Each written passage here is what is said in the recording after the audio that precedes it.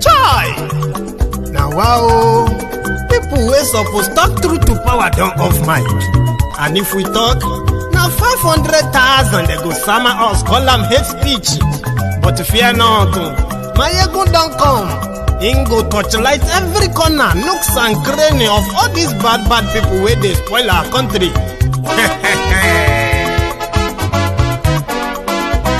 So my people make we laugh, oh, yo, yo. Maiyegun don't come, oh, yo, yo. My people make we shout, oh, yo, yo.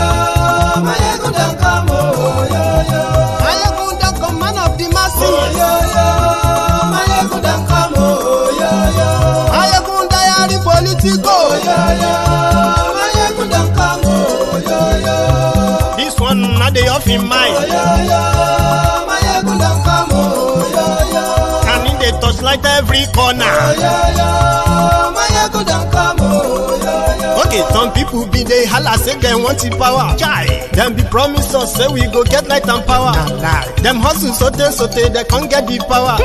But now they know they do anything with the power. Sure. Every day, dollar just they get the higher power over naira. Still them talk say make we off mind. But thank God say Maiyegun don't come. So my people make you laugh, oh, yo, yo.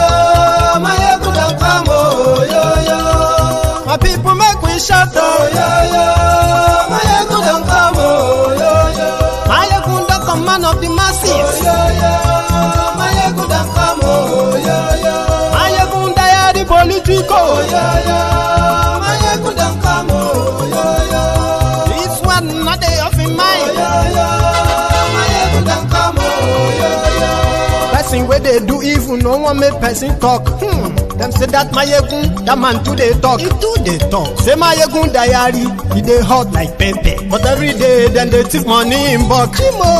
Poor man picking, they the street they hawk.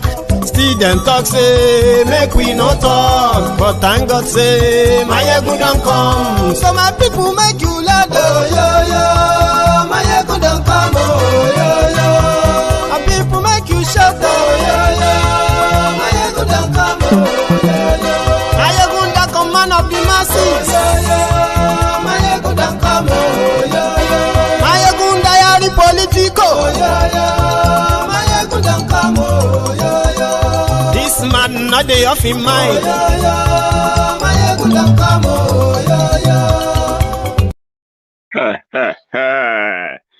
Good evening to you, good morning, good afternoon. Depends on where you are watching from and what time you are watching. This is Maiyegun live. You can share this broadcast with your friends. Tell them that Maiyegun is live.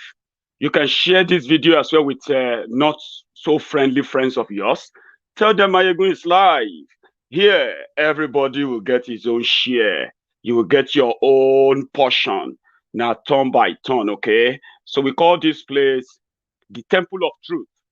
The temple where it doesn't matter who you are, where you're coming from. The truth will hit you. What you make with that is up to you. Nigeria is now a country of concern. Just so you understand what this means. From wherever you are watching from, check your screen. Under these two criminals, Bokwari and Oshubade, Mumumadu Bokwari, Ikene Shatabandu, fake Pastor Ruga Oshubade, Nigeria has become a country of particular concern, guilty of particularly severe violations of religious freedom, investigated by International Criminal Court for crimes against humanity and war crimes, likely to change to genocide, ongoing genocide in Nigeria under the jihadists in government. Thank you so much for joining me tonight. This segment is sponsored by Send Waves. For those of you who have heard about, for those of you who are followers of Maiyegun's Diary all over the world, especially those of you who are in Europe here, there's this partnership with Maiyegun's Diary or with Send Wave, and you need to know about it. So the next 10-15 minutes of this segment is sponsored by them, and they are going to be doing same for the next 6 weeks. I'm going to take you through that at some point, but let's get started. Boko Haram's government is a government of jihadists, government of terrorists. And since the terrorists have taken over government in Nigeria, you can tell the escalation of insecurity in that country. And at the same time, the cover-up of the government, the culpability, the collusion of the people in government with the terrorists to further escalate this terrorism in Nigeria. Northern Nigeria, the hotspot. And let me say something here, because it's very important that we clear this, okay? When we say Northern Nigeria, we tend to be using a blanket statement to say everyone from there is a Northerner. No, they are not. Everyone is not a Northerner there. Also, the blanket statement of, calling Northerners Muslim, whereby the promotion of Sharia law and the idea of Sharia and other criminal ideas that these criminals have promoted, which have now led to more genocide, killings, displacements, destructions of lives and properties by these uncontrollable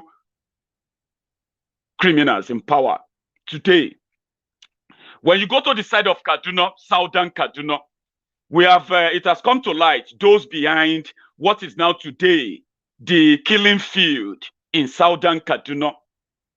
Before the advent of this jihadist government in Kaduna, where the little finger, Kaduna little finger, El Rufaya of Kaduna, where they ganged up armed terrorists to rally around all the communities in Kaduna, all the communities in Plateau State, all the communities in Bauchi, looking for those they considered as infidels. Infidels are those who didn't believe in their type of Islam. Their own type of Islam has to do with Salafism, they called it, which is in itself is a scam. Using this religion, they gained power and they unleashed terror. El Rufaya of Kaduna came out publicly and he said he went all around Africa to go and call on the Fulanis to come down to Nigeria. Their brother is now in power. And if they have lost cows, he will pay them. He said, I paid them to come back. And it was deliberate.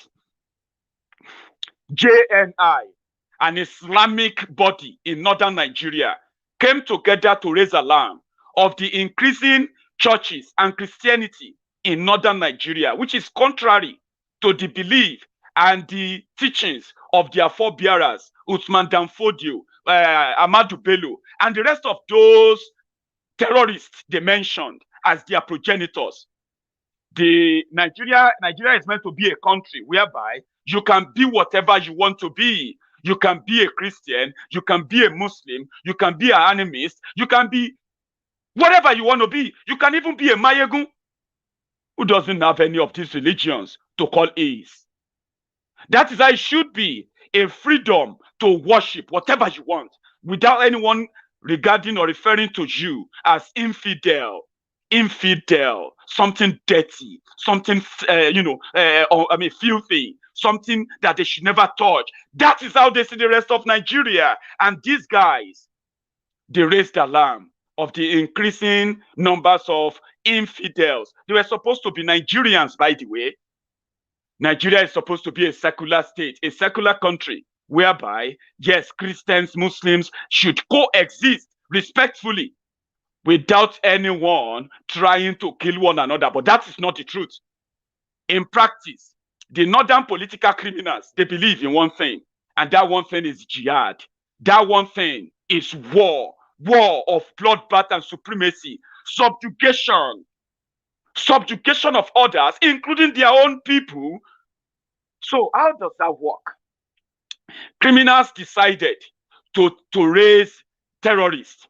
They were teaching their children, I'm telling you this, they were teaching their children how to grow up to make sure that Sharia becomes the #1 constitution in the entire country, without putting into consideration that the Nigerian country is not an Islamic country. It should never be an Islamic country. Now, down to the north, they started the jihad 12 years ago. 12 years ago, they concluded that, unless they take over power, there is no way they can stop what they called the dying Islamization or Islamic. I don't even understand what that means. These guys are so vile. They are so negative. They are so dangerous that even you, as a Muslim from other part of Nigeria, is considered, all of you Muslims are outside their clan, you are considered as an infidel. So they started killing the Christians communities in northern Nigeria. Boko Haram was very, very specific why they are killing people. They wanted Sharia to be the law of the land. They don't want to listen to any constitution. They don't what constitution? The same constitution that these same terrorists are using to arrest you, to jail you for asking them to provide security for you. The same constitution, the terrorists doesn't even give it. They don't give a damn about it. Right? Boko Haram, they were killing people, bombing churches, bombing mosques of those they believe are not true, and they are not really Islamic as them. They were kidnapping school children, bombing schools. They said Boko Haram. Then we found out that those who were sponsoring them, those who were doing all of that, they were doing that just to gain power, so that they can then change the entire constitution, change the entire institutions, and turn them into what they now call the Fulanization. But go back to the north. They were killing and killing and killing, massacring, covering it up. And who are those helping them? The Nigerian military. Established facts. Imagine your own military killing their own citizens just to give a cover for terrorists, killing their own soldiers, giving up the lives of their own soldiers. Ambush in the same country. Nigeria is not fighting war with another country. Nigeria is not fighting terrorists in the border. The terrorists are inside Nigeria. They are inside the government of Nigeria. So everywhere the military goes, the terrorists have their location, they have their traveling, they have everything. They have them. How? Because terrorists are in government. So they were killing. When people come out to protest, they have killed us. Look at what they did to us in Benue. Look at what they did to us in Yobe. Look at what they have done to us in Adamawa. They are killing us. And everybody think we are all northerners. They are killing us. And this gets to the right people. The right people, when I say right people, I'm talking about the world that seems to be so quiet when we call that before Nigeria turned to Somalia, the whole world should come to Nigeria's rescue, pick it up, or else more people are going to die because we have jihadists, terrorists in charge of Nigeria. This is a report. This is a report that prompted the United States of America to label Nigeria a country of particular concern. Nigeria's silent slaughter. It is a 312-page report on the atrocities of the Fulani terrorists in Nigeria, not just in the Middle Belt, down south now, where the military in Nigeria, these terrorists in government, they are helping the terrorists to move, to mobilize by helping them to ferry weapons to different locations. Look at what is going on all around the country. How did the terrorists move all those weapons around? It is because the terrorists are in government. People who have been killed, people who have been kidnapped, people whose stories they've never got justice. No single person is arrested, prosecuted. Boko Haram alone have killed more than 27,000 civilians alone. This is the report. It's out there. I'm going to try and copy the link and drop it in the comments for everyone who might want to read it. I'll come back to it and share more from it. But that is something I'm going to talk about tonight. Part of the reason why, if you are a Yoruba man, if you are a Biafran, you should know one thing. And that one thing is that Nigeria is not for you. Nigeria is not for you in the sense that the terrorists who are killing people, they have the people who are giving them the backing, who are giving them the cover. And they are now turning that conversation to North versus South. Meanwhile, in that same North, they have killed and killed and killed and covered it up. Enough that it will soon lead to its own civil war. When that civil war will start, it's going to start from the middle belt, from the middle. The Fulanis, and here is the irony of it, yeah? The Fulanis, they are not from record. These are the tribe in Nigeria, because Nigeria is a country of, Nigeria is a country of so many nationalities. So many nationalities, whereby the Yorubas, the Ijos, the Biafrans, the Fulanis themselves, the Hausas, everyone from the Tifis, from wherever you come from, these are the people forced together to form a country where a tribe that doesn't make up to 2 million of this population, but they have managed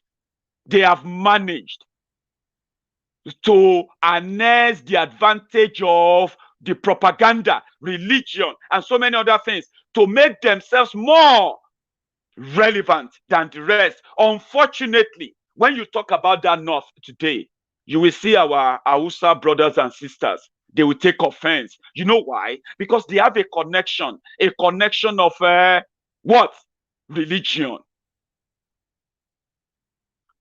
Connection of religion, which is in its own, is a deceit. A connection that continues to deplete that same Hausa populations and communities, where those who are planning and plotting this are today parading themselves as the Messiah of northern Nigeria. Meanwhile, they are supervising the slaughtering, the genocide of those of you who are the indigenous people of that land.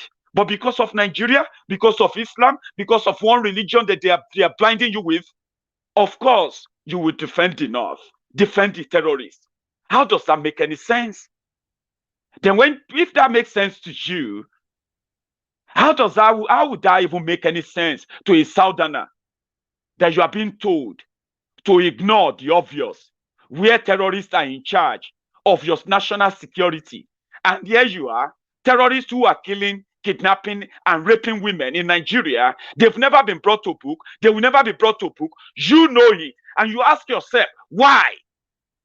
Then when you ask yourself why, and you find out that it's because the Fulanis are in government, then ask yourself, is that right? How does that make it right? When you begin to probe further, then you realize that it doesn't make any sense that they are using that religion to tell you about why Nigeria should be one. And for those who are asking questions, they are those who are enemy of the North. Who are the enemies of the North? Are those who promise you safety, protection, and prosperity. And they fail to give you that. Rather, they have given you poverty, terrorism, displacement, and turned your people into refugees. While you watch terrorists, Fulani terrorists, who have, especially in southern Kaduna, where they have massacred, they have killed, and people from more than 300 villages and communities, they have left their communities. And unfortunately, because the government of Kaduna, led by a terrorist called El Rufaya, do you know what they did? They renamed those villages, and they are now Fulani villages in Kaduna. And in this report, you will see many of them, many organizations, international organizations, who have documented how they are kidnapping women, kidnapping children, selling them off as sex slaves, selling them off for money, selling them off in the name of religion, and occupying their lands. Genocide like never before. Genocide in 21st century. In Nigeria, with the population of educated people in the south, people who are bragging as exposed, intelligent, educated people, southern Nigeria, we watch as barbarians, as terrorists, continue to invade everything that we hold sacred. And when we talk, they will say it's a fight against the North. How? They continue to threaten and intimidate everyone who cares to ask questions. We know those who are the terrorists. We know their sponsor. We know those giving them the cover-up. We are asking them to bring them to justice. Rather than bring them to justice, they are telling us to either keep quiet or get killed or leave the country. And we're like, okay, fine. Even if we have to leave the country for you, then let us break it up. And America is getting the message. UK is getting the message. The rest of the world are getting the message that sooner or later, Nigeria will break up. And it is not because people are not doing their best to make Nigeria work. But when you have terrorists in charge, there is little, next to nothing that you can do. Tell yourself that truth. And once you begin to accept that, then you begin to realize that the Fulanization and all this terrorism and the terrorist apologists who are trying to ram through your throat, one Nigeria, let them know that you have a choice to either be part of a country where you can be killed anytime, kidnapped anytime, or say no and no more, peacefully part ways with them. This is Benue. And no joke, I'm going to read something out to you now. Genocide in Nigeria. The implications for the international community. Part of this report, Nigeria came about as a British colony by colonial proclamation. It was not by the voluntary union of federating units, unlike the case of the United States of America, USA. That is why, in proper description, Nigeria has constituent states / units as opposed to federating states and units. Before that union, the entities that formed the colony had existed as independent kingdoms, empires, etc., with diverse ethnic groups, political systems, religious beliefs, and cultural values. The original inhabitants of the northern part of Nigeria were Hausa, Kanuri, Bolawa, Ngizim, Mangas, Margi, Buduma, and Kotoko. The Fulani people only joined in the 19th century through trade, jihad, and conquest. There were several other heterogeneous ethnic groups in the north around Plateau, Bauchi, Adamawa, Benue, Kogi, Kwara, and Niger, but not organized into closely integrated empires. These groups are usually classified as minorities in the north, and they are predominantly Christians, while the Hausa Fulani people are predominantly Muslims and are said to be in the majority. In the south, in the southwestern part, we have the Yoruba. The Igbo people inhabit the southeastern part, while there are several other heterogeneous ethnic groups in the central part of the south, commonly called the South-South. However, there are three major tribes in Nigeria: Hausa, Yoruba, and Igbo. Now they have changed it to Hausa, Fulani, Yoruba, and Igbo. When I was growing up, they said three major tribes in Nigeria were Hausa, Yoruba, and Igbo. But some of you may not have paid attention to the change. But these are not the major ethnic groups in Nigeria. That's what they told us when we were growing up. For the purpose of this narrative, It is important to emphasize that the Fulani people were not originally part of the tribes in Nigeria. Following the 19th century jihad of Uthman Dan Fodio, a Fulani, the Hausa territories were conquered and the Sokoto Caliphate was established through.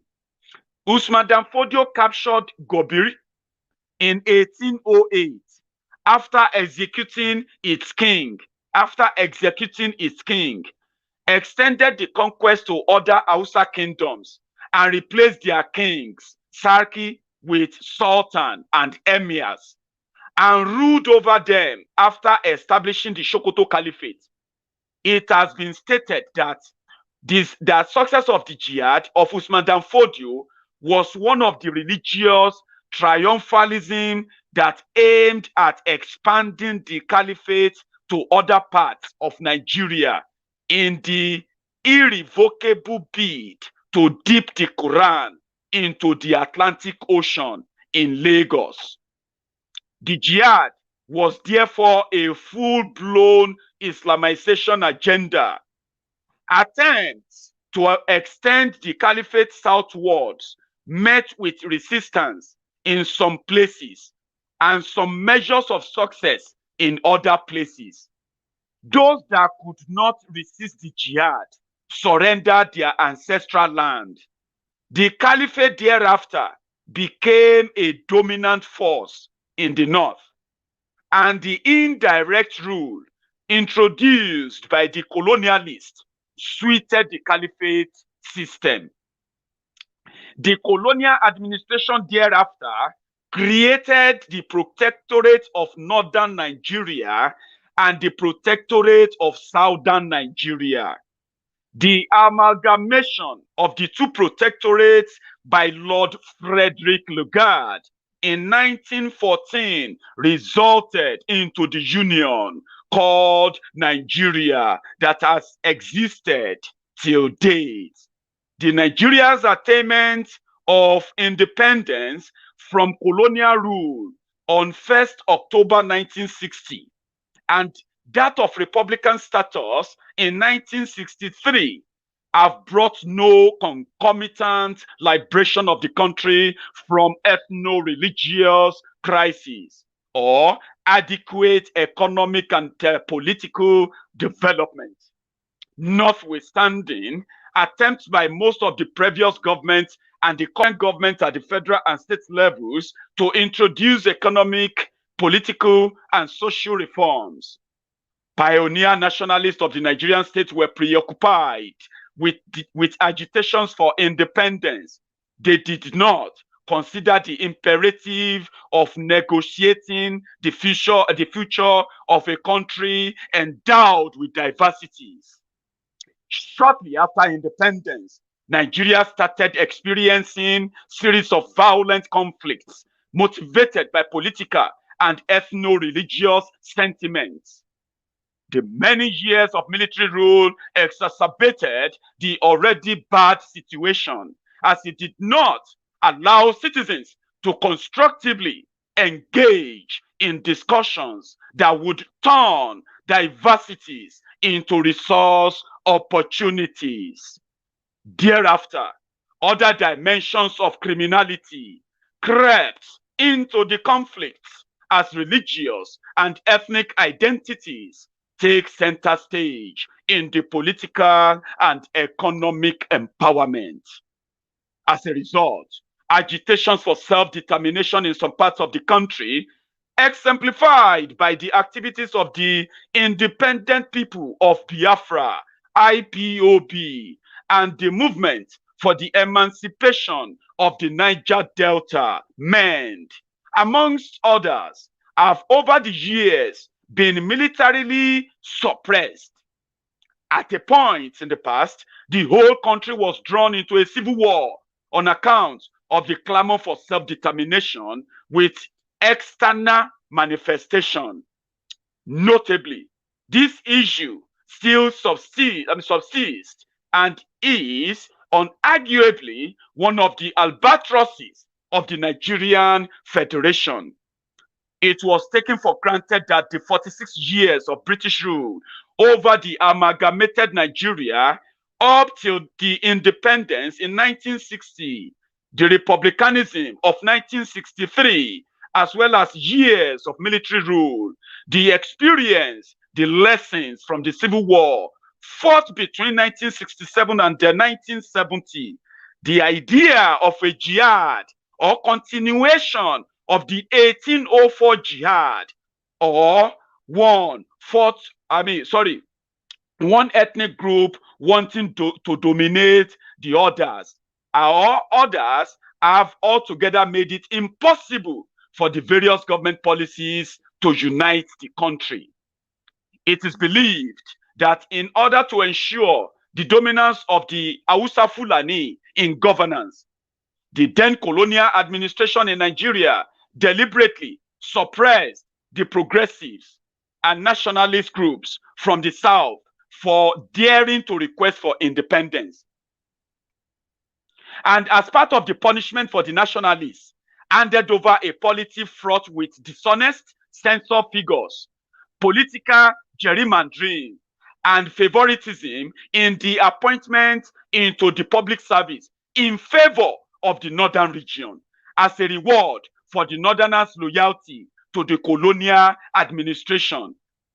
Thus, it logically follows that with the distorted systemic structure in favor of the Hausa Fulani, it is possible to revisit the 1804 agenda, while the other ethnic groups believe that constitutionalism has brought into existence a true federation based on equity, fairness, and justice.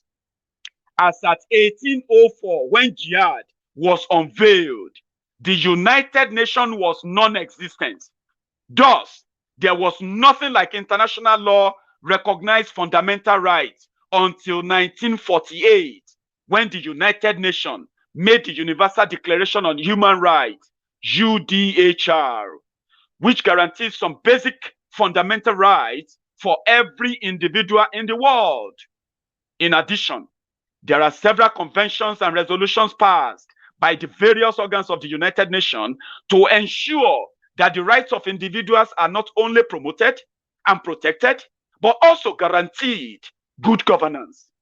At the regional level, we have the African Charter on Human and People's Rights, African Charter, which came into force on 21st October 1986. The UDHR is embodied in Chapter 4 of the Constitution of the Federal Republic of Nigeria, 1999, as altered. The African Charter has, in accordance with Section 12 of the Constitution, been domesticated in Nigeria as African Charter on Human and People's Rights Act. The drive for Islamization of Nigeria through the jihad of 1804, notwithstanding the Convention on Prevention and Punishment of the Crime of Genocide, the Rome Statute of the International Criminal Court, 1998, the African Charter on Human Rights Act, and the Nigeria Constitution has now manifested as the Jamaat al-Asuna Lid-Dawal wal-Jihad, commonly called Boko Haram, Fulani Herdsmen attack, and even the Sharia controversy. Are you following?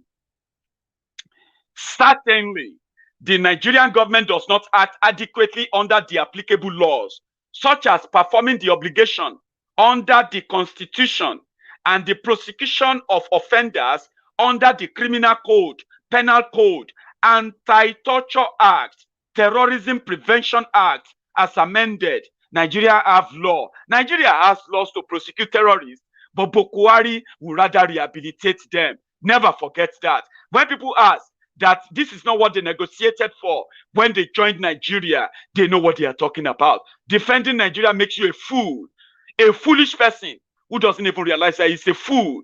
Let us continue. Hence, this formal and urgent request for international intervention in dealing with the program and attacks against the Christians and minority groups in Nigeria. While the country is trying to manage the concern engendered by the clamor for self-determination, two violent extremist groups have emerged to exacerbate an already deteriorating situation.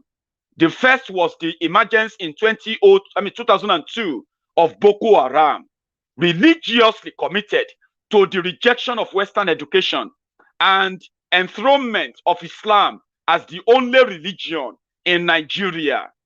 Boko Haram was adjudged a terrorist organization on the 4th of June 2013 under the Terrorism Prevention Act of 2011 as amended. And as at 2018, it was rated the world's second deadliest terrorist organization after the Islamic State of Iraq and the Levant, ISIL. The second was the emergence of an equally menacing group, popularly styled Fulani herdsmen, responsible for an orgy of bloodbath and massive displacement in many states across Nigeria, especially in recent years. Unlike Boko Haram, Fulani herdsmen have not been adjudged a terrorist organization, but labeled a terrorist group. Over the years, these militant groups have killed thousands of persons and destroyed a lot of properties. It is a notorious fact that there is perpetration of crimes under international law in Nigeria, particularly crimes against humanity, war crimes, and genocide. Given the poor management of the conflict and criminalities by successive governments at both federal and state levels, there is neither sign of the protracted crisis abating in the foreseeable future, nor probability of prompt and determined international intervention. Whereas the federal government claims to be on top of the situation. Terrorist attacks continue to ravage different parts of the country, and perpetrators appear more emboldened as the political will to professionally investigate the crimes, prosecute the suspects diligently, and secure convictions is grossly lacking. We are at risk of making the Rwandan and Sudanese mistakes, where the international community stood by, pontificating the correct labeling of crimes going on in those areas, while genociders, which is genocide killers, shot at or slaughtered fellow human beings with reckless abandon. The Darfurians in Sudan suffered in the same way when the world did not take drastic action to stop the persecution of the black minority population by the Sudanese government-backed Arabian militia, the Janjaweed. One word that the Nigerian Authority and international investigators and rapporteurs have not mentioned or simply refused to mention in respect of the protracted violence in Nigeria is genocide. Is this a deliberate omission or an oversight? Historically, genocide has evoked emotive reactions mainly for two reasons. It is such a heinous crime that no one, not even the perpetrator, want to be associated with it. B, states are skeptical of naming genocide the way it is to avoid committing resources to stop it and to punish perpetrators. Instead, government authorities prefer to substitute for genocide other crimes such as terrorism, torture, and murder, which they purport to be able to comfortably deal with as an issue of law enforcement and adjudication. Such states easily find cover under the principle of complementary embodied in some treaties, such as impliedly provided for in the Convention on the Prevention and Punishment of Crimes and Genocide, 1948. This is a 312-page report. I have shared the link under this in the comments, whether you are watching on YouTube or you are watching on Facebook. Just check the comments. You will be able to go and read this report. You will read them. You will break down. Your heart will sink. And you ask yourself, what is it that they are fighting for about Nigeria? What is that thing, one Nigeria, that they want you, what do you call it? They want you to keep defending. Ask yourself, it's a direct question. You know what I'm talking about? Hmm? I'm going to take a quick break just to tell you about Sendwave, the sponsor for this segment today. Guys, we have done so well, okay? Maiyegun's Diary Political and Friends, we have done so well that we have the acknowledgement for partnership with Sendwave. For those of you who know them very well, I would love to hear from you if you already have them. And if you haven't had them on, this is a platform where you can send money to anyone, not just in Nigeria, even in Africa, all over the world. For those of us who know that, this is a statistics that really works fine. We in the diaspora, we send and remit between 30 and $35 billion annually to Nigeria. The more the politicians destroy Nigeria, the more the responsibility of taking care of our loved ones, people we love, even now on social media, where many people are helping random people, getting to help, reach out. So we are those who send a lot to save Nigeria. And this is Sendwave, which are now partnering with Maiyegun's Diary Political. If you are my friend and you are pretty much, love Maiyegun, I would say tap into this. You can send money directly into people's bank, okay? Bank account directly anywhere, especially in Nigeria. If you have anyone using Access Bank, using GTB Bank, or if you want them to pick up the cash, if you want to give them money, quick cash, no charges, no nothing. If you download the app, okay, there is a link in the video, all right? You can download the app, just click the link, download the app, put up your details where, at least if you want to make a transfer, do that from your bank. I have done few in the last 2 days, I have to tell you. Now, if you use political as your promo code, as a Maiyegun's Diary supporter, and after downloading this app, go on there and use the political as your promo code. And your first transfer, the first money you send to anyone, they will get an extra £5 if you're sending it from the UK. They will get an extra €5 if you're sending it from anywhere in Europe. They will get a $5 extra if they are sending it. If you are sending it from from the United States or any other part of the world. Use political, the promo code. Yeah, that's something, isn't it? Now this is going to be in another few days. So many of you are going to start sending money to Nigeria to help your family members, to put up some project and all of that. Now you can do it. It's with a peace of mind. Okay, try it and let me know if you have checked it out. And I'm going to be bringing them on very soon to talk to you as well. I send a lot of money to Nigeria, to be honest. And with what Maiyegun's Diary Political have been doing, do you know that if you have any domiciliary account in Nigeria as well, and you want to deposit some money into that bank account, your dollar account in Nigeria, and you are living outside Nigeria, you can do that through the Sendwave as well. All right. Download the app, use the promo code, and tell me about it later. Thank you very much, guys. Well, that's something, isn't it? They said, my friend, you are just shouting. We won't go to politicians to beg for money. It's impossible. Come on. We are too good to be begging politicians or pleading with politicians so that we can list their asses and then come back here to tell you to tell you black is white. Like so many people are doing now, covering up for Nigeria. We have a lot to make us stay and continue to be very much active in exposing these criminals, so to say. Thank you very much if you have done it. And if you have done it, let me know. Okay? Use that political on Sendwave, and then, we see how that goes. Thank you very much for that. I'm going to take a quick break. And this break has to do with what is still pretty much going on. I'm going to play you this.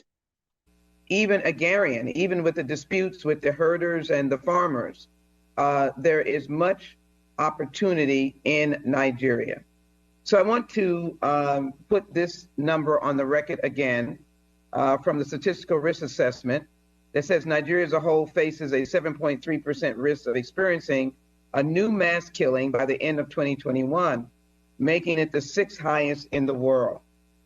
I think that is a stark number that goes alongside of the idea of being killed because of your religion or because of your profession, farmer or herder, or being killed because of the absence of the government.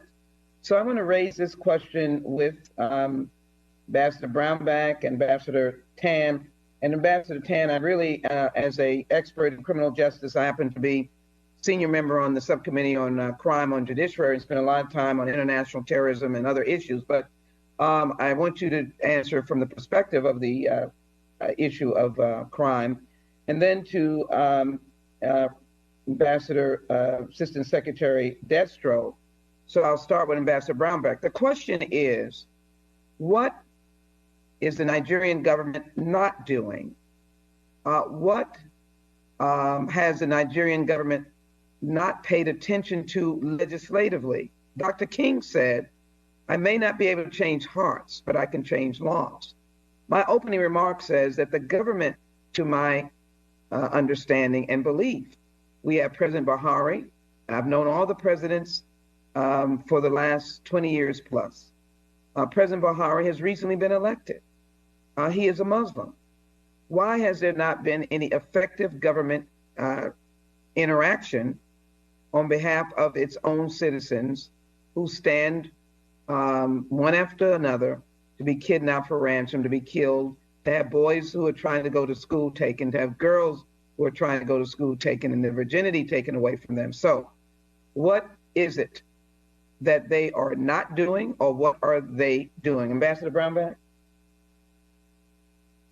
It's a Ambassador. very direct question that most of us have been asking the Nigerian government to act more aggressively, to bring to account the people that are committing these crimes.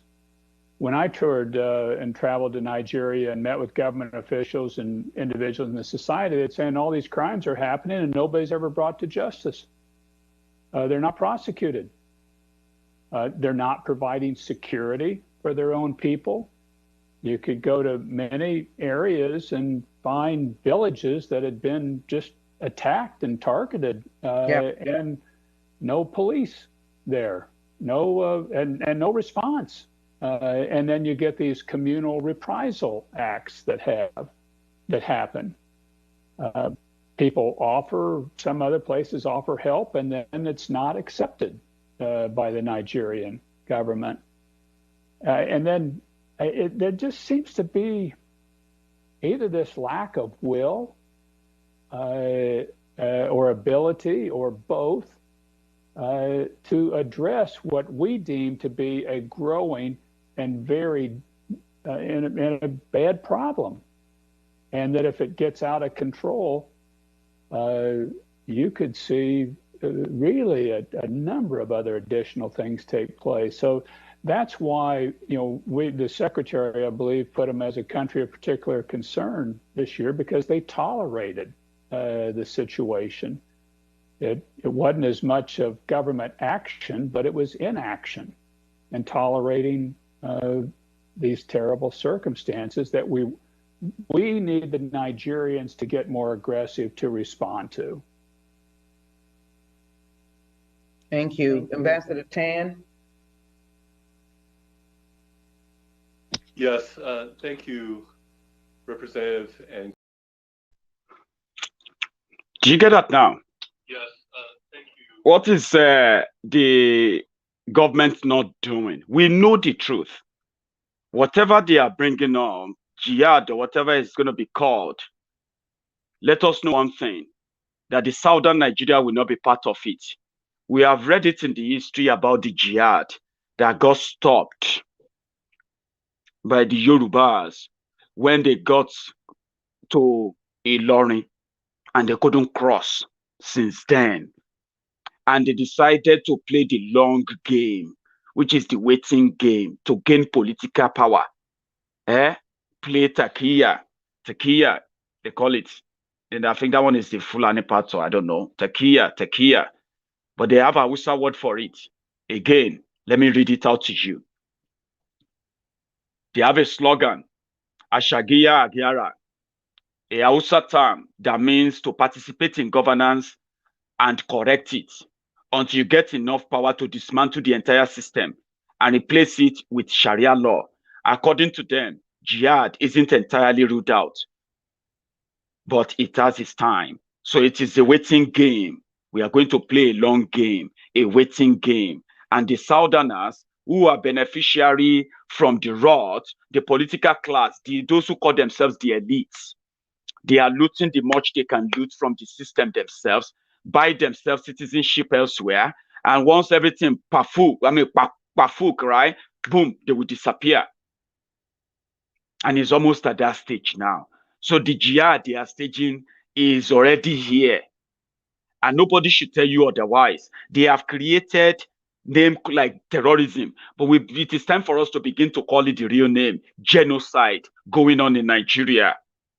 They call us infidels. And it's a shame.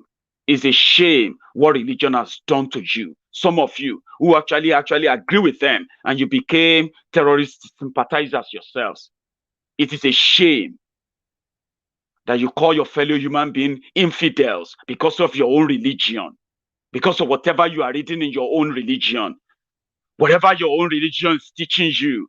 You call others infidel, and in this regard, they even have their own sort of boundaries with those of you who even watch the same religion with them, practice the same religion with them. So who is fooling who? It is a shame, and it's an unfortunate thing, because you know what? The job of the government is to protect the people without having to protect terrorists and then leave the people at the mercy of the terrorists. How does that work? How do you want people to live with that? These things are happening, and they are keeping this information away from their own people so that they will not know this information you have access to on social media as we have them today, with so many reliable platforms to give you up-to-date information about the atrocities of these criminals and the end result of whatever they are doing. Enough information. They are not available to the people on the street. But here we are. It's going to be a bloody one, a bloody revolution. A revolution that is going to stop the jihad. Do not mistake it. Don't let anybody tell you otherwise. It is a jihad orchestrated using religion, but it is not in your interest. They call you infidels. Infidels. Do you even understand that? What do you call it? Filthy, unclean, human being in the same country. And you want to stick to that? Come on. America has warned their citizens to avoid Nigeria now. Don't travel to Nigeria. It's volatile. And it's going to get worse. The terrorists they brought to Nigeria to kidnap people and kill people, they continue to do the job and they continue to protect them. Zamfara State, over 60 people killed in Zamfara State on top waiting. They went to another school 2 days ago, private university in Kaduna. They kidnapped all the school children. The funniest thing is that these terrorists will go and kidnap school children who are Christians. Then they will take them into the forest, rape them, abuse them, then convert them to their own type of Islam, a bloody one. Come on, man. And when you talk about it, they say it's Islamophobia. They are not Muslims. Are you that dumb? Are you that slow? How long do you keep telling yourself that? What we are saying is that they are Muslims, right? You should not use the excuse of because they are Muslims or they are claiming to be Muslim. You should not use that excuse to defend them and say, well, when people talk about it, it's an attack on Islam. How does that make it an attack on Islam? Are they not happening? Are these guys not claiming to be trying to force their jihad? Who promotes jihad? Who? Come on, man. See through the whole thing. The whole blindness of one Nigeria is not to keep you safe. It's not to make you better. It is to impoverish you. It is to enslave you. It's to keep you in this perpetual stagnation. How comfortable is that? And how many people do you think will be so comfortable with that? They continue to do it. I received a news report that 18 people were kidnapped in a passenger bus in Ibarapa, Oyo State. Now, we are going to find out about that very soon, like fully, as usual. What does that tell you? It tells you that the danger is not far away. Who are those, the perpetrators? They are people seen, sometimes arrested, but they are freed back again. Who should we speak to? Who should we blame? Who should we call? Who? God. And when we now start questioning the criminals in charge, you begin to say, we are against Allah, we are against Islam, we are against the North. Hello, if you are an Hausa man, have you not been fooled long enough? Are you going to pretend and continue to deny that same Hausa land that you are, you are not predominantly Muslim? You know it. But they have told you to continue to deny the existence of your own brothers, your own sisters from other villages, from the villages next to yours, because they are not Muslims. You watch them being slaughtered. You jubilate and celebrate their death, because in your own type of Islam, it doesn't matter who is doing the killings. As long as they are killing the infidels, the people who doesn't believe in that your style or believe in that your religion. How does that make you today that you are now defending Fulani terrorists who are killing everybody, including the Hausas, where you are, including the Berums and every other indigenous people in northern Nigeria today? Northern Nigeria is not a Hausa Fulani region. It's time for you to tell your children that northern Nigeria is not a Hausa Fulani region. I read this too. I read that to you just not long ago. So how come that when Fulani terrorists kill, you will see Abdullahi? Now, they have actually made all of us believe that every of these cretins on social media, every of these, faceless bots on social media, they are from the northern Nigeria, and they are Muslims. And they are they are Fulani, they are Hausa Fulanis. Northern Nigeria is not Hausa Fulani region. And it is time for the international community to let the indigenous people to have the conversation if they want to be part of Nigeria or not. Nigeria will not break. Nothing will happen. In your dream, Abi, is that what your forefathers told you? Is that what Madam Fodio told you? That terrorist to Madam Fodio. Is that what he told you, Abi? Well, Nigeria will break, and you can even keep the name if you want. When the rest of the indigenous people decide to part way and live away and tell you never to cross that border and see what will happen. Maybe you can then stage your jihad.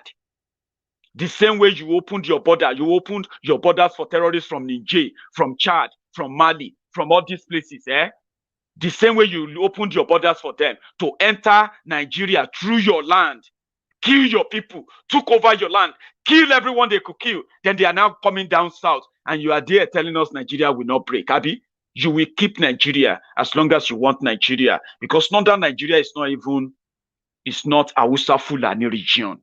Tell that to your children. Northern Nigeria is not Hausa Fulani region. Fulanis came to northern Nigeria in 1804.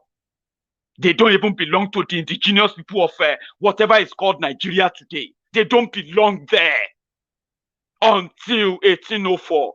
And that is why when you see all the terrorists, all of them who are ministers, senators, reps, governors, and the president, all of them, when you see them talking, they will tell you that they own everywhere by the power of conquest. What is that conquest? 1804. Fulanis were never part of the indigenous people in Nigeria. Never. Never, ever. So that jihad of making the whole Nigeria your Hausa Fulani nonsense, you will have to dream a lot. You will have to dream a lot. A very long dream. And you may never wake up. Take a look, right? The original inhabitants of the northern part of Nigeria were Hausas, Kanuris, Bolawa, Ungezim, Mengas, Margi, Buduma, and Kotoko people. These are the owners of northern Nigeria. There's no Hausa, there's no Fulani there at all. And Hausas are not the majority. Everybody hold their own different thing, their own different cluster communities. They didn't do kingdom. until 1804. 1804. That was when the terrorist Uthman Dan Fodio crossed the border. Before then, the Fulanis will come to all these areas where you have all these Kanuri, Bolawa, Ungizim, Mengaz, Marigi, Buduma, and Kotoko people. Including Hausa, the Fulanis, they will come there for trade. They will come there, bring their cows, sell their herds, and go back. They were never part of Nigeria until that terrorist like Shekau. You see what Shekau is doing today is exactly what Uthman Dan Fodio did. He unleashed jihad on all of those communities. He killed their king, replaced their kings with sultans and emirs. They changed their kings from Sarki. So if you are a northerner listening to me right now, I don't know what they have fed you. I don't know the type of education they gave to you. But I know it's one of the reasons why you are what you are. And I hope you get education, enough education to help you and to unbundle you from the bondage of those terrorists. After gaining power, they couldn't give you life. Think about that. So they were never part of Nigeria. That is the conversation they don't want us to have. The British gave them the fake census. Fake census. There is nowhere in the world that you have more population in the deserts than the population from the people living near sea. Never in the world. Go and see all the world map. I live in the UK. This Scotland is considered the northern part of United Kingdom. So if you are in England, we call it south. So if you are in England and you are looking at Scotland, you'll be saying, I'm going up north. And if you are going like this, just as you are going, if you pass Glasgow, going to Edinburgh, going to all those areas, you are going up north. As you are going, the population will be reducing. The population will be reducing. That's what happened. England population is more. Scotland population and many other populations, as you are going, they will be reducing. And you know one thing? The Scottish people are supposed to be the Fulanis of the UK. They are the people, we are actually the backbone of the milk industry in the UK.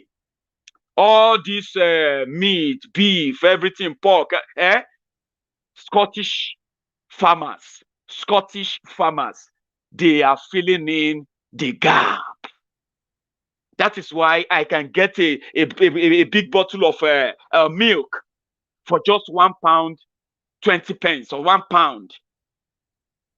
That is what these people are supposed to be in Nigeria if they are not looking on how to steal the oil money that they have no idea about, how to steal the alcohol VAT, alcohol tax money, to go and use them to go and marry more wives in the north, while they destroy alcohol drinks in the name of religion. Jobless, lazy criminals who are so lazy, they are so religious that they want to live a pious life, but they are so lazy, criminally minded, so kind of, I don't know how to put them right, so worse off that they would rather live off the money from the infidels. Money from the infidels is the money they want to use to build their mosque for their righteous terrorists and jihadists. Don't mistake that for anything. Historians, and those who are calling themselves academias, they have manipulated us for too long. They have tried to tell us not to talk about this. They have tried to prevent us from expressing this division. Talk about it. Tribal, ethnic, supremacy is the reason why Nigeria will not go anywhere, and nobody should try. It won't work. The jihad of 1804 is back. And the only thing that will stop that jihad is another jihad. Let the infidels, they call us infidel. Why do you want to take over our land? Why do you want to rule over every one of us? Why do you think we have no right to defend ourselves? We are infidels, of course. Abi? So if we are infidel, why is your Allah interested in us? Why is your Sharia important for us? Infidels, we are alcohol drinkers. We dey eat pig. We dey eat anything we want to eat. because we can afford them. We can breed them. Why do you want to take money from us to develop where? You continue to steal from us to buy weapons. You are not even using the money to develop your place. To whose interest and whose advantage is keeping Nigeria one? To whose interest? In whose interest? Not my own interest. Not an interest of seeing people who the politicians deliberately make poor. They deliberately made the people poor so that they can then say, we will help you. They deliberately turn people into poverty, send them into abject, unimaginable, chronic poverty, turn them to refugees in their own country. Then they begin to feed them food. I don't think Nigeria will work. Forget it.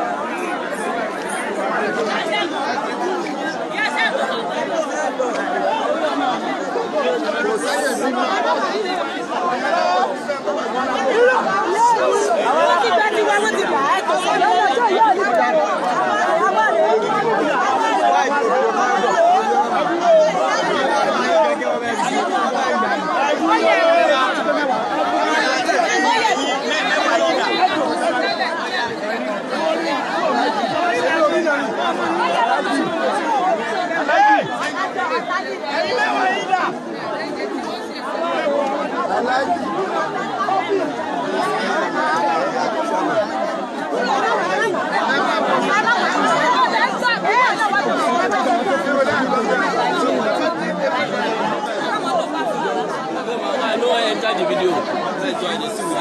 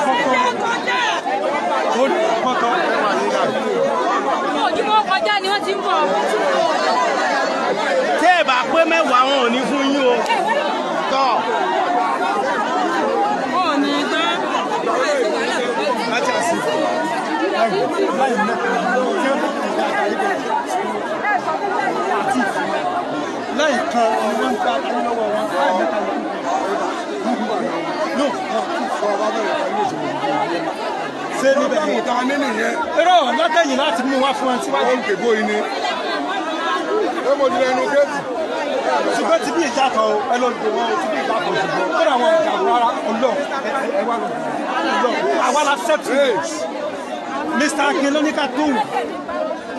Yeah, all of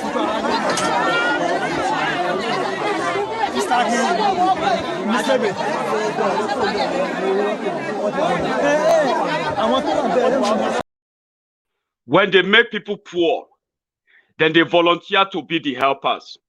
Do you get that now? Politicians will steal everything from them. destroy every opportunity that the poor people can have, or the people can have to help themselves, build themselves. They will destroy all of that.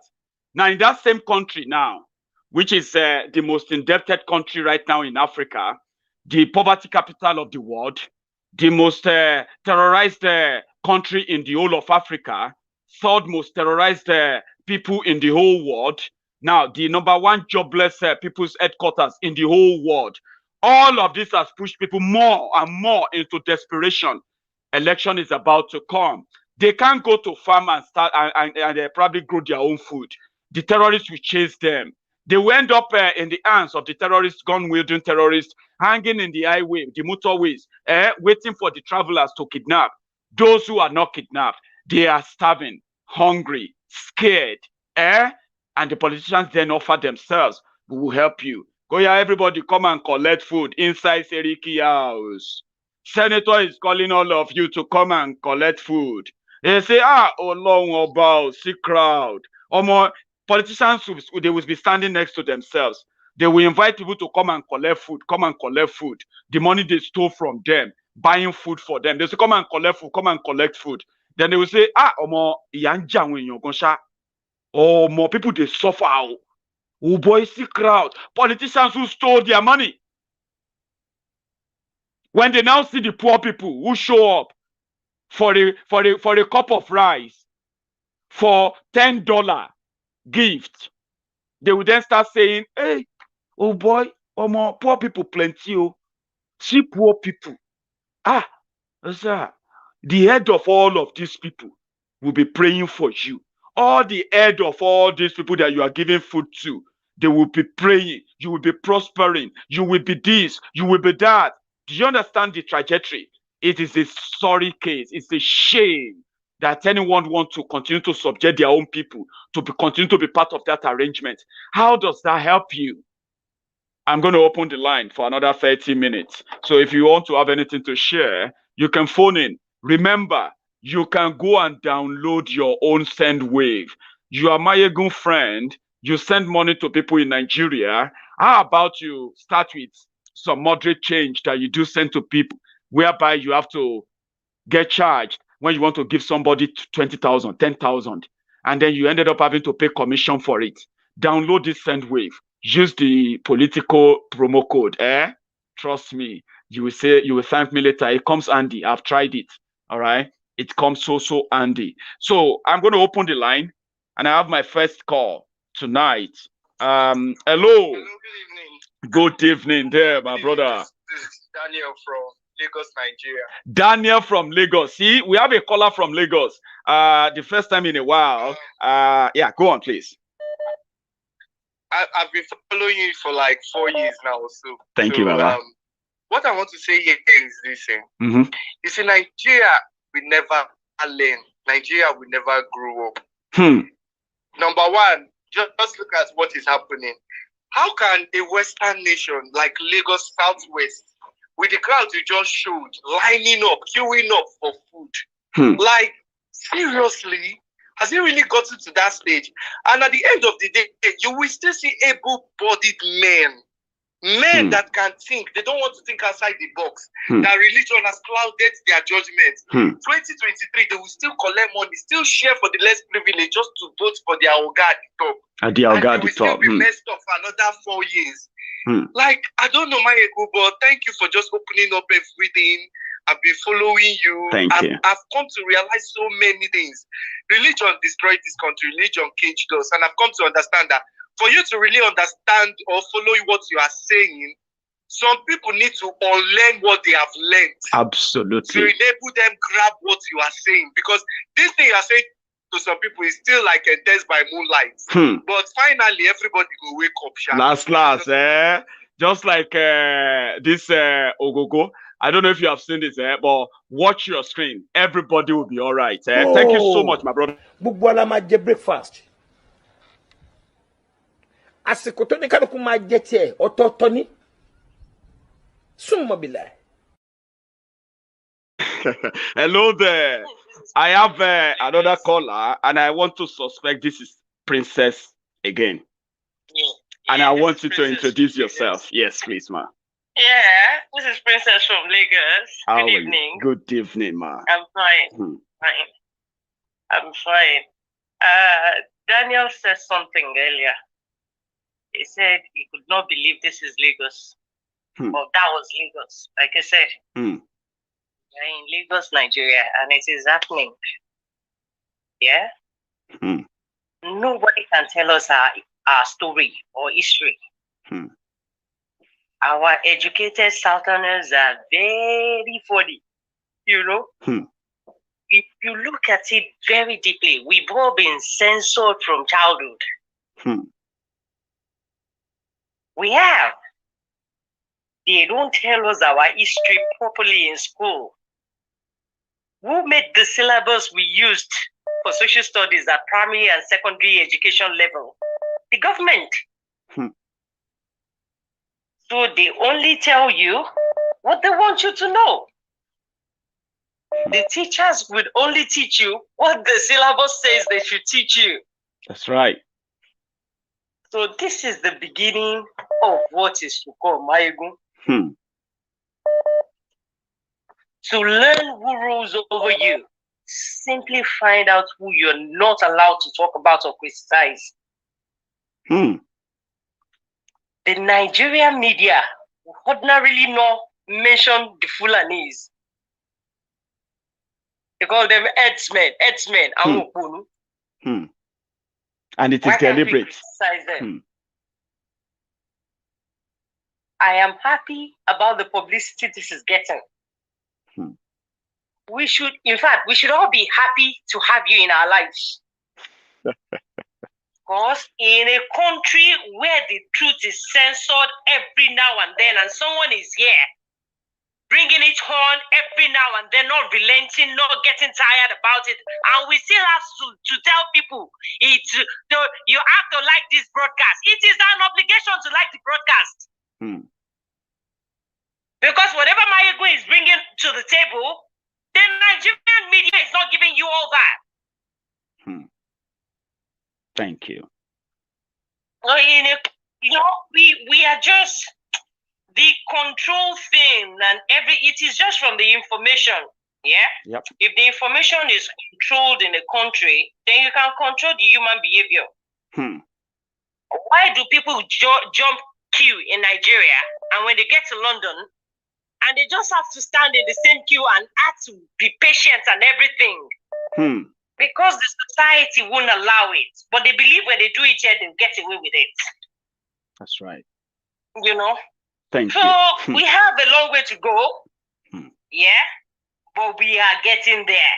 We are. If people were giving information about David Mark saying he would shoot MKO Abiola, if next you declare him the winner of this, you know, David Mark might not come as a Senate president in Nigeria. Possibly. But this information was censored. The same David Mark that wanted to kill Abiola enjoyed the democracy Abiola died for. These things are there. But we prefer outsiders to tell us our own stories. Unfortunately. For Abasha to use social media is a big slap on all our faces. Oh, Leni Babai now. Ìlú tí wọ́n bá wà, ibi táwọn èèyàn bá wà, tí ọmọ kékeré bá sòótọ́, tágbàlagbà bá sòótọ́, nǹkan kan náà lọ́jọ́ máa sọ. That's right. Oníyàtọ̀. So àjọkọ̀ èèyàn kan ṣe kinní kan, ó ń gbé oúnjẹ fún Yorùbá, wọ́n ti weaponize poverty now. That's right. That's one of the weapons they are using on the masses. They devalue your money by going to borrow money unnecessarily from IMF. They mismanage your resources. So tó bá weaponize poverty, tó bá kó oúnjẹ síta àwọn èèyàn máa ebi ń pa àwọn èèyàn gan. People are hungry. So if you live in Nigeria and you survive, you will survive anywhere in the world. That's right. the people that created the old drama, the old madness we are going through now, they didn't create it because they wanted it to end.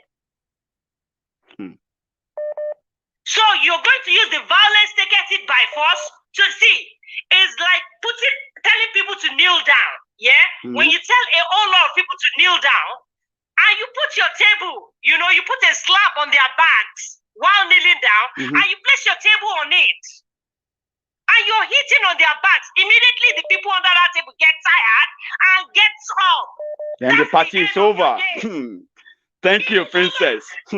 Let me take another call again to manage our time as usual. It's always explosive talking to you. All right, Maiyegun, I just want to tell people that fascism could be over if we can all make this happen. It is our time to wake up, to unplug. This is the year to end the tide of these dark entities and the overlords that control this country. Amazing. This is the time. And we will get it. We will. Thank you so much. Thank Princess you. Balogun. Thank you. From Lagos, a very ardent follower of Maiyegun's Diary Political. You can tell we all have the same spirit. Hello. Hello. Hello, sir. Your name and where you're calling from? Yes, Maiyegun General, the only general with 7 stars. Yes, sir. Reporting for duty. My name is Oduduwa. I'm calling you from New Delhi. New Delhi. How are you doing tonight? Your name once again. Let me grab that. Oduduwa Ago. You have the floor. About 2 minutes, please. Let's get on. Yes. Thank you, Maiyegun. Thank you for having me. I used to say, the problem we Africans have, we Black Africans have, is that we don't like to learn. We don't like to dialogue. Everything we want to do is force and force and force and force. You don't know what is happening in Nigeria today. Tell me. The homework they refuse to do over the years is what is backfiring everybody right now. You refuse to teach us history for your own advantage. You refuse to build for your own advantage. Now it's backfiring. Those things you refuse to do, and we force ourselves to learn it. We're using to fight against you. You said you don't want to teach us history because if you teach us history, we're going to fight against you. We're going to learn what happened to our forefathers. Then we use that against you. We are using that against them today. That's right. You cannot hide forever. Look at it's a shame that the whole world is moving forward, but our Black Africans are going backward. Imagine somebody is accused of terrorism. The first thing a reasonable human being will do is to step aside till the investigation is conducted, and if you are set free, then you can go back to your position. But somebody is openly defending somebody accused of terrorism and accepted that he said those things, but because it was out of ignorance that he said those things. Who would believe that nonsense in a civilized world? Even that same person, right? You know what? Even that same person that they said has changed, as recent as 2019, commissioned an Islamic TV, something that's called Islamic television station, to become the official communication platform for federal government of Nigeria. Imagine that in a civilized world like US, UK, if you are accused of child molestation over 20 years ago and they're holding a political office, they will disqualify you instantly. You will go. It doesn't matter if you've repented or not, because you are tarnishing the image of everybody. But in that Nigeria, they call it, I don't know what they call it. Somebody is holding a political position, refuse to step down, as if it's working for himself. If you say that you're working for people and they're asking you to resign, the honorable thing to do is to resign, leave the office. But they've turned it into tribal war now. Now they've turned it into religious war. Oh my God! I don't want to talk about religion. I don't want to go there, but generally, any religion that forces you to change your identity because you want to belong to that religion is a slave. It's a slavery religion. You cannot change your identity because you want to belong to a religion. If you do that, then they're enslaving you, and that's what we've been practicing in Africa. How can you adapt a name that is not your identity because you belong to a religion? It's a slavery. It is. Thank you, brother. God never asked you to change your name because you want to go to heaven. You know, he never did. How can I be bearing Muhammad? Muhammad is an Arab name. I am not Muhammad. How can I be bearing Joseph? Joseph is not an African name. It's either a Jewish name or a Hebrew name or Europeans. It's not my name. And when you adapt those names, it means that you are enslaving you. You are living your own identity, carrying their own ignorantly or deliberately. It's slavery. And people have the right to choose, right? People have the right to choose if they want to live in such society or not. They have the right to. People have the right to choose. But now, if you talk about, okay, stop doing it, they say you hate Buhari. Is it because I hate Buhari that there's no security everywhere? Is it because I hate Buhari that this guy now called pandemic, or what is he called, is supporting terrorism? Is it because I hate Buhari? No. These people have been brainwashed over the years and they refuse to change. This is not an us. But don't worry. We'll get Time will tell. That grave they've digged for themselves over the years will consume all of them. It doesn't matter if you hate Maiyegun General. It doesn't matter if you hate Nnamdi Kanu. It doesn't matter if you hate anybody. It will consume you. I remember when somebody, Ogetembe, one Yoruba actor, is in US right now. He made a video in 2019 about what is going to happen in Nigeria, economic whatever. People were laughing at him. I remember very well, 2019, people were laughing at him, say, he doesn't know how to speak English. He ran away from Nigeria, come back to Nigeria. He was telling people to save money, withdraw your money from banks, buy something, invest in agriculture, buy something that can give you money next year or something like that. People were laughing at him. Look at us today. Our money is valueless.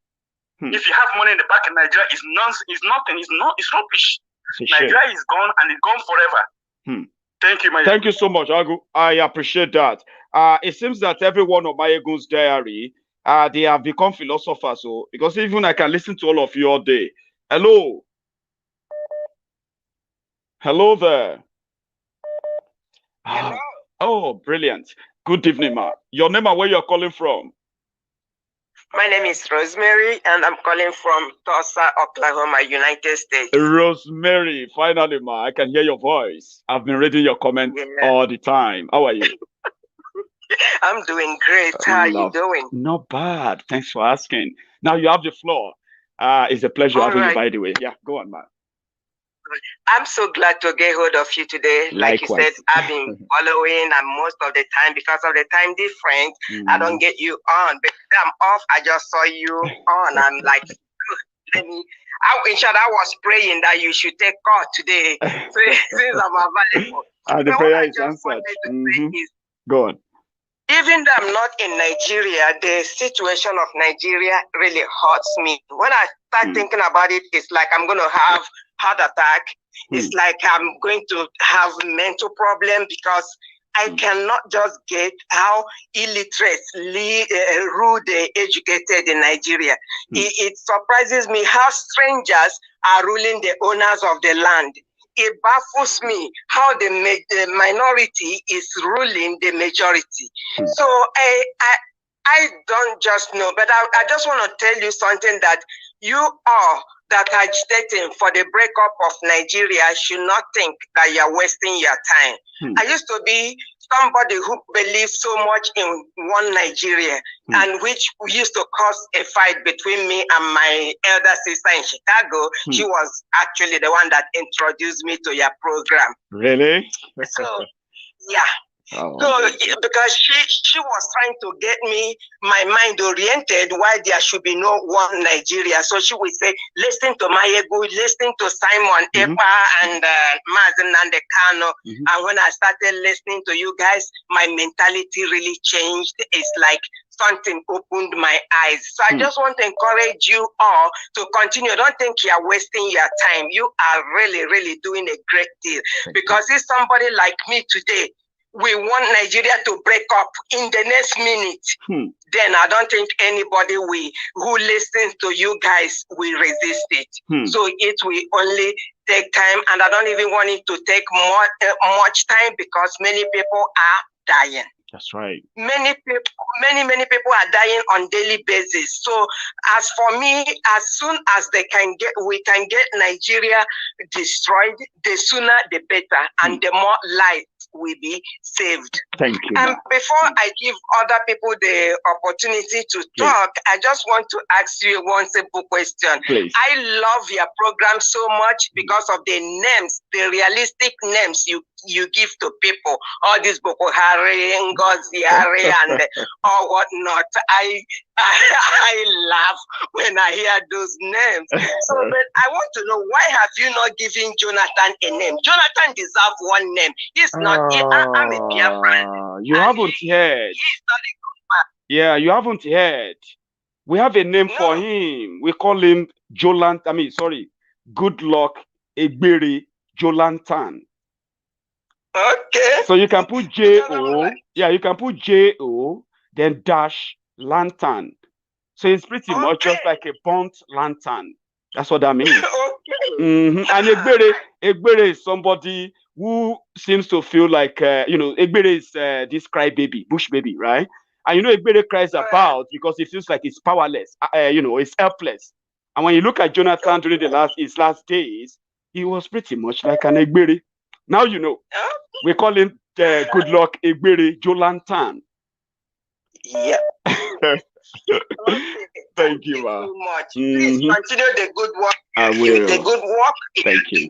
And the Almighty God will bless and strengthen you. Amen. I wish I would meet you one day, face to face. I'm looking forward to it. It's going to happen someday. Let Corona go first. I'm planning to come to America, and I'm planning to do it soon. So hopefully I will have an opportunity of meeting you too. Thank you. All right. You have a good evening, okay? Good night. So let me take another caller. That's a beautiful one from our a very, very good woman there. Hello. Hello, Maiyegun. Good evening. Oh, my dear sister. How are you tonight, Chichi? I'm good, Chichi. Thank you so much. Now you have the floor, by the way, so fire on. Yeah, thanks. I don't know. This is for the student in the high institution. It's just a little kind of a hit. Right. They should be vigilant. I also experienced the situation where we had crisis back in the days in school, in University of Jos, to be precise. When we had a crisis and were invaded by the Muslims. And this is what happened. The real Hausa, this is when I know that they are different between the Hausas in terms of religion, the Muslims. They are different between the Hausa Muslim and Yoruba Muslim. It was in 2002 that I got to know the difference. So this is what happened. The origin, according to them, they were given information to leave the hostel. Wow. Yes. I stayed in Abuja hostel. Whoever, any Josite there that schooled, that was in school between 1997. What am I saying? Yeah. What am I saying? Before 2000 anyway, because right now my head is so full right now. Yeah. 2000, there was a crisis in Jos where they caught a law student in this popular market in Jos. Right. And that really caused a lot of issue in Jos. And at the end of the day, some of these Rukuba boys invaded us in the hostel. But before they got into the hostel, all the original Muslims were out of the hostel. So the only Muslims we had in the hostel were the Yoruba Muslims. So for even those that think, for the Yoruba Muslims that think that whatever that is going on is of their own benefit, I'm very sorry for them. That is on one hand. I got to know the difference because they call the Yoruba Muslims or Yorubas Berebe. They even say to our faces, so Chichi. Yes. This thing, people might be like bats. Bat, is that what that means? They don't, yes, that's what Berebe means. They don't believe, the Yorubas are not seen as real Muslim in the sense that they're either here, they always visit church too. I got a lot of information that period, or got to know or understand how these people also operate when they are operating with this their jihad that they are working towards. Okay, the Muslims left the hostel, it was just the Christians and Yoruba Muslims that were in the hostel, which they invaded. And to God be the glory, the only savior I wouldn't say the only savior. We had God who helped us, but with the support of the court thieves, because this is where we're asking, where are the court guards? Show yourself. And they actually came out and defend us and fought for us. Maybe I talking here, I will not be talking here. Maybe so many of us who went through that experience will not be here to be witnessing what is happening in Nigeria today. And it also hurt me so badly. A lot of people have mentioned this. We have a lot of educated people, but I don't understand what kind of education they have. I don't understand. And again, to my southern or eastern governors, it really hurt and baffled me. I thought we are sensible. I thought Nanyinwe Oboro. I thought we had something upstairs.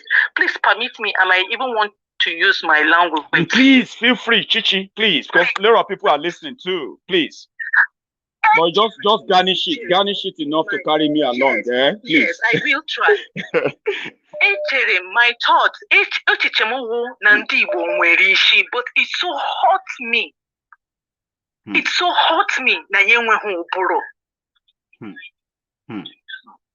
Governors niile anyị nwe na Eastern region nche na unu nwe ụbụrụ mana ụbụrụ pakam unu enwe ha ịbụrụ unu wọ n'afọ your brains are in your tummy are in your pocket echi unu kunu na-eche but you forgot that you don't own tomorrow. Echi dị ime ọwụ unu nwe echi. The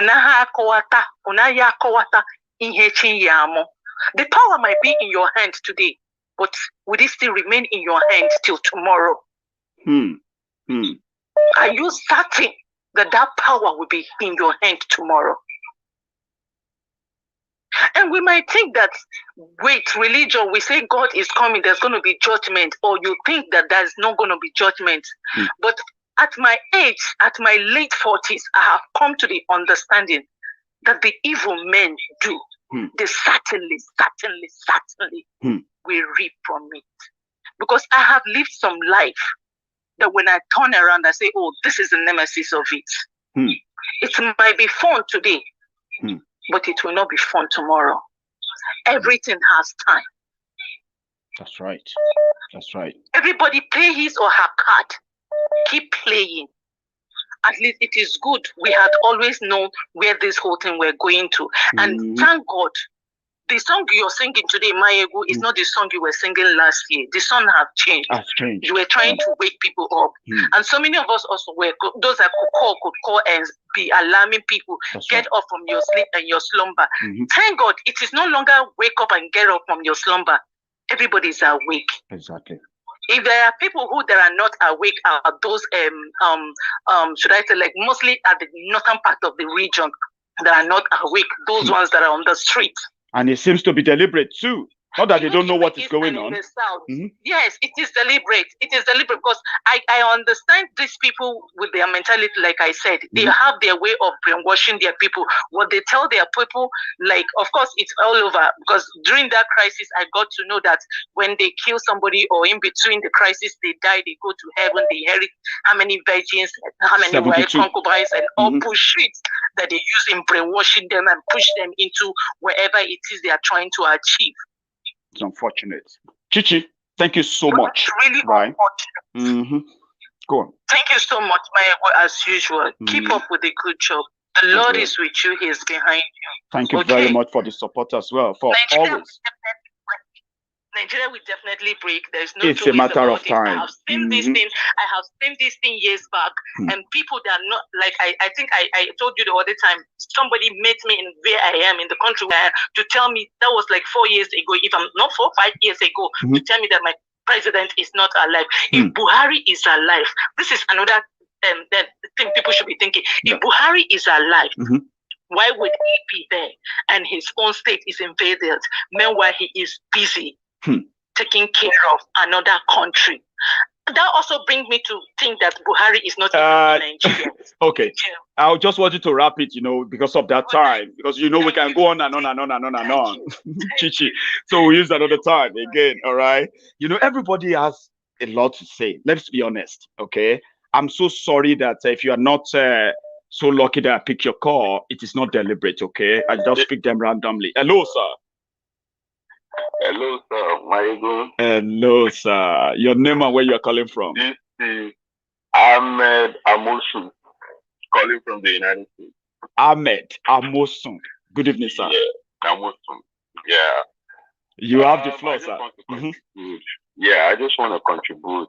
Like, I guess I call sometimes. Like, it's been a while I called you. So it's been a while. That name rings bell. That's why I'm like, What I want to say is, for me, how I see this thing is just like a tribal stuff. Nothing that goes to do with religion, because for me, like I told you last time, I said I was born in the north. I spent almost all my life in the north, but I realized there are houses. I will call out tribes, man. I will call out tribes. I don't care what happens.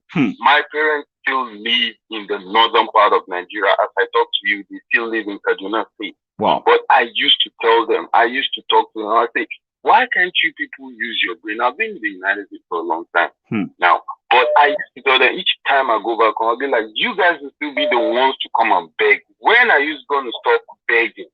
You still be the ones to keep doing all this bad.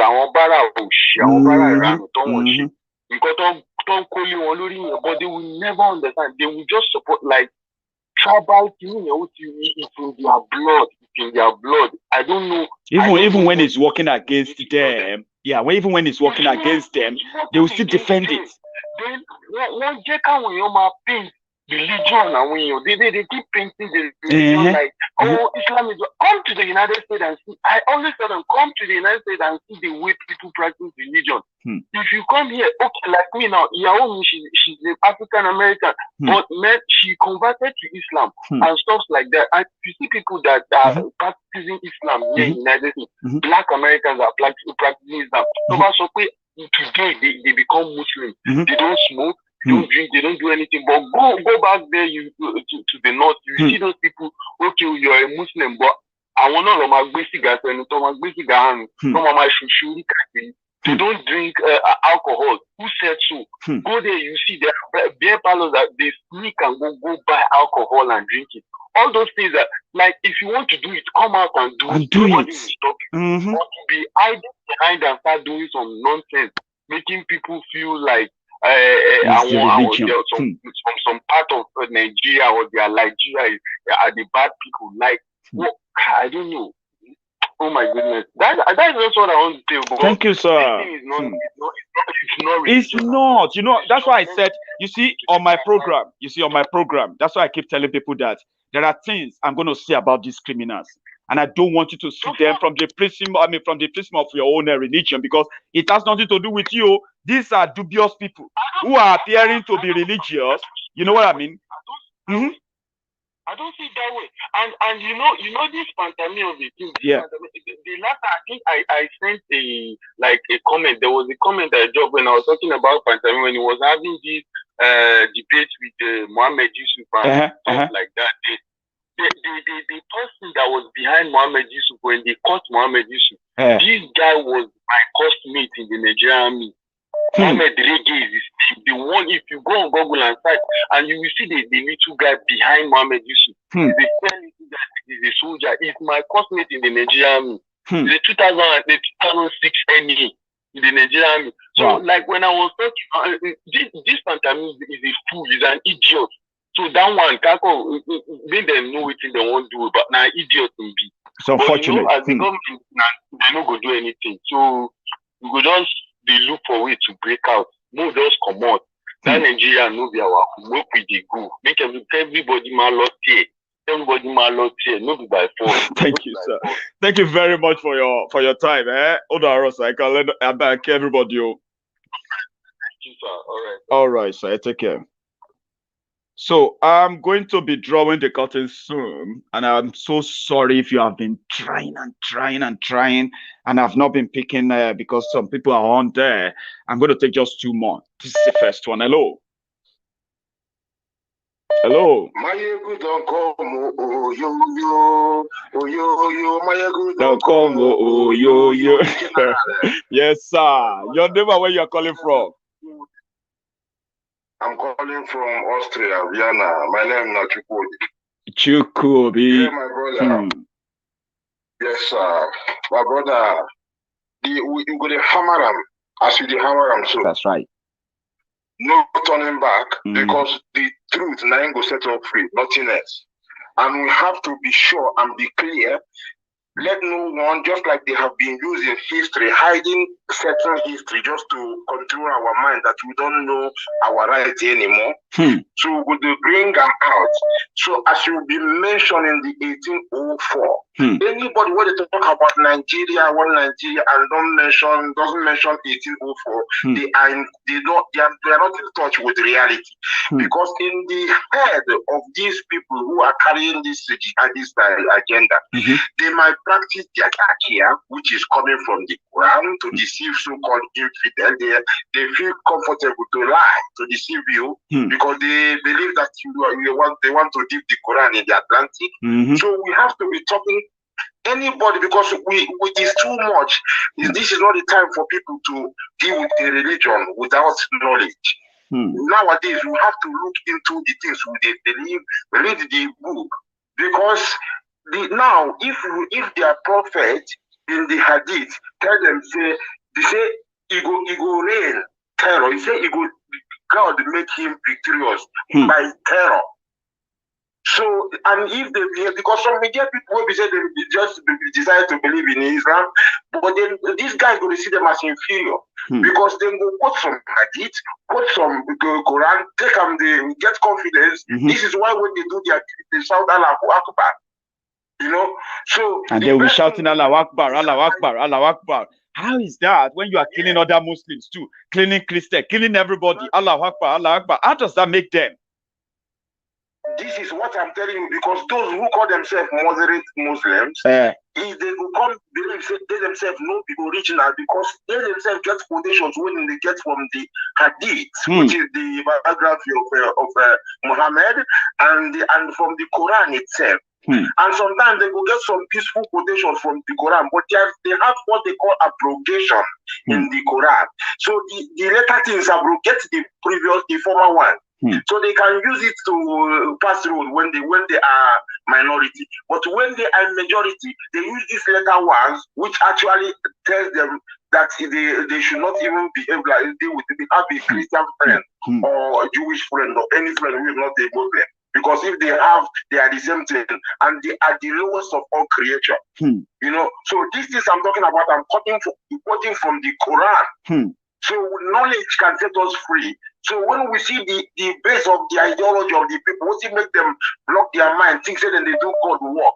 You know, so it could make fight for God. Our people like go help them, make we begin the knowledge that will give us courage. That's right. Go make we the shine the torchlight everywhere, like Maiyegun. When we say all of those who are supposed to speak, they don't speak. They say make we not talk and all those. Only knowledge will only give us the courage, my brother. I agree. So make I give other people. Thank you so much, Ukobi. That one deep. Now people like you, they talk. Where go they feel like say about that one deep. Not all some people who want to manipulate us use religion. Quote some Bible, quote some Quran, and everybody go say, "Hey, that one deep, oh, now scam." Now people like you, if you talk, where go say, "Baba, that one deep," and indeed it is deep. Thank you, Baba. Nothing to you, Baba. I will be glad to have them. Thank you so much for your calling tonight. Okay, you have a good one. All the way, all hail Biafra, all hail Oduduwa Republic. Let everybody go in country and bring peace as they want.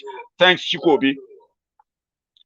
I have my last caller. I'm so sorry if you have not been able to get through. There's a lot of people who wants to phone in, but this is my last caller. Hello, sir. Well done, my brother.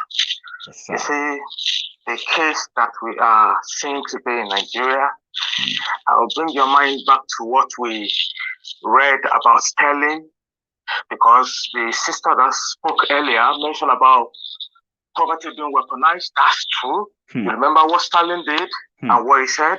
He said to take power from people. You have to starve them, starvation. And he demonstrated that by keeping a chicken, a fowl, a live chicken, pull all the feathers, leave it out there, and it went up to sit down a distance away. And it put grains on the floor for the chicken. Apparently, you see, this chicken walked up to him, picked the grains and walked up to him, started eating. This was the same man that pulled all the feathers of the chicken, that wanted to kill the chicken, or kill and roast. You understand that now? So that is what they've done to us in Nigeria, particularly in the southern part of Nigeria. And I'm going to go on that this is idiotic and it is nonsensical to see anyone continue to align himself to this criminal government. And I'm going to say again that, you see, all of these people, we must be ready to wage a vendetta against this government and their cronies, right? And we will make sure all those that represented us are culprits too. All those in the house of whatever they are, because they said to us that we should stand by the flanks, that they were going to speak for us, and they have failed to do so. They continue to loot us, loot our money, loot lives, if there is anything like that, killing people, killing education and all that. So we will not relent. And I'm telling you, we are going to do that, and we will make sure we hold them by the jugular. Look, Michael, I know that what you are talking about now is education is good. Of course, education is freedom, education is liberty, but in this time that we are now, we are going all the way out for them. Everybody in the south should know that we will not stop until we push them and push them across the Niger and Benue. They are not part of us. I'm not talking. You see, we continue. Look, if you collect, if you stole and collect, all that thief. That's so. If the Hausa do not rise up, because they've been in this now, we've been talking about these things, that they make sure that this perpetrator continue to do the same thing until they go to us. Look, it is high time they rise up for themselves by themselves, because we have risen. We are standing, and they must stand, and whoever that wants to. Sorry, that line seems to be, oh dear. Oh, and that was my last caller. Unfortunately, the line cut off. I'm so sorry if you're on the phone, or if you have been on the phone for the past half an hour trying to phone in, but you've been unable to. Okay, we'll always have another time. It seems that, you know, one thing, let me tell you something. On Maiyegun's diary, in the next week, to phone into Maiyegun's diary would be so easier. I won't have to be taking your call one by one on one single phone. There are some equipments that are coming in, coming into the studio. So they're going to make my work easier. So I'm going to be able to take your calls easily. And if you're on the line, I can put you on hold, connect, and all of that stuff. We just made some purchases of new equipment, and they will be installed soon. So really sorry that you couldn't phone in. To everyone who has been part of this tonight, right? And if you are just joining me, you can watch this video again. But to every one of you who has been part of this, thank you. To every one of you who have dropped your, commented, shared, phoned in, including my favorite super chat, super sticker commenters. I'm so sorry I missed some of your comments when I was reading through that report. However, all of you, thank you. If you haven't downloaded the SendWave app, you should try it. Do you get what I mean now? You won't regret it. And remember that every download you make on that app, something comes to Maiyegun. That's the sponsorship. So you should know about it. So if you are downloading the SendWave app, apart from the fact that you never have to pay for transferring money transferring money into your own account in Nigeria, transferring money into your own domiciliary account in Nigeria, or giving some people some money in Nigeria, it's all free. Use the Maiyegun's Diary Politico. if you haven't yet. Download the app. I'll tell you more. Next 6 weeks is going to be part of this partnership, and even possibly more. To every one of you who has been in tonight, thank you. And to my friends, my new subscribers, premium subscribers, to all of you, thank you. I'm going to see you some other time. That some other time is going to be tomorrow. And if you have the time, you should join me then. Learn more about your, or let me say refresh your Oduduwa anthem tonight before you go. Good night.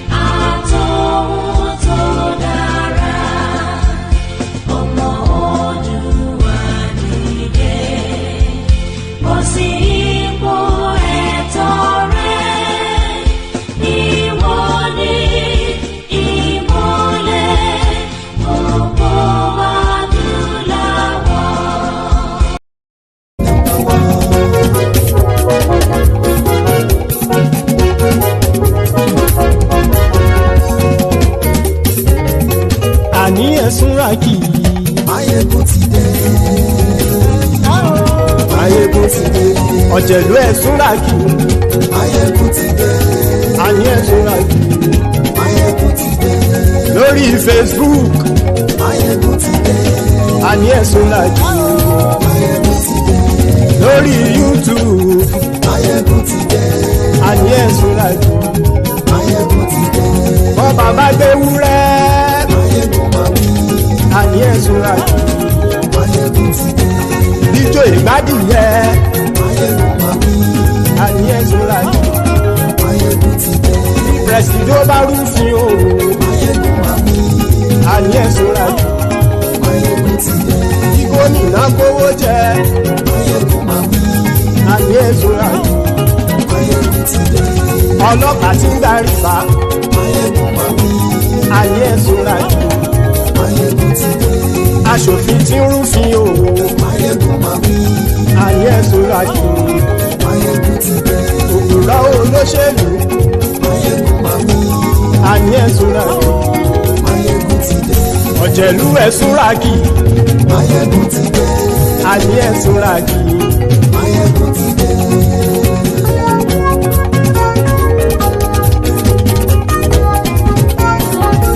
Maiyegun ti dé. Gbogbo Ọ̀jẹ̀lú Ẹ̀súnràkì. Maiyegun ti dé. Gbogbo Ọ̀jẹ̀lú Ẹ̀súnràkì. Ṣùgbọ́n ní bá ti ṣe èyí tó yẹ kí wọ́n ṣe, ọmọ bá dèrò ní fi wọ́n níran o. Maiyegun ti dé. Gbogbo Ọ̀jẹ̀lú Ẹ̀súnràkì. Maiyegun ti dé. Gbogbo Ọ̀jẹ̀lú Ẹ̀súnràkì. Ṣùgbọ́n ní bá ti ṣe èyí tó yẹ kí wọ́n ṣe, ọmọ bá dèrò ní fi wọ́n níran. Wọ́n fowó bẹ́ẹ̀ o. Maiyegun ó sọ pé wọ́n ò bẹ́ẹ̀. Wọ́n fowó bẹ́ẹ̀. Maiyegun ó sọ pé wọ́n ò bẹ́ẹ̀. Oníkan ṣáà ti ṣe èyí tó.